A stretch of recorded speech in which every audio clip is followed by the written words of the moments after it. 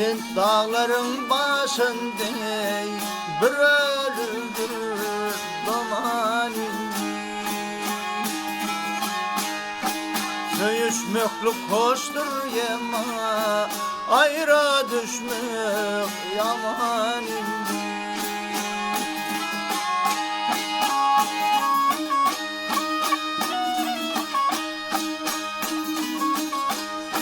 Neyledin sen beni pelek, beni pelek.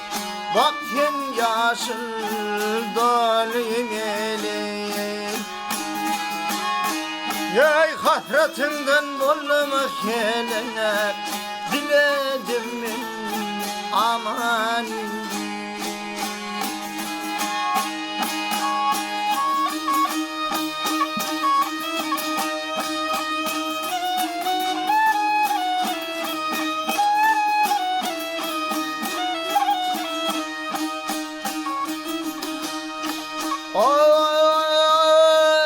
Gülün cegresi kar bolur, çektiğim kadar bolur.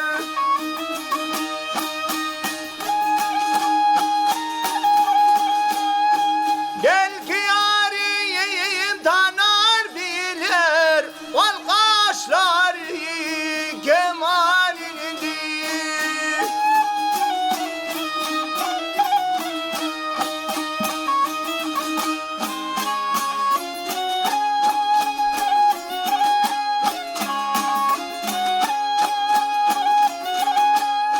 Yar kara çoban yara bardı.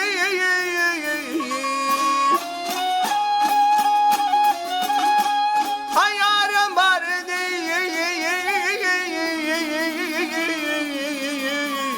Yara bardı. Açılan güllerden tirdi.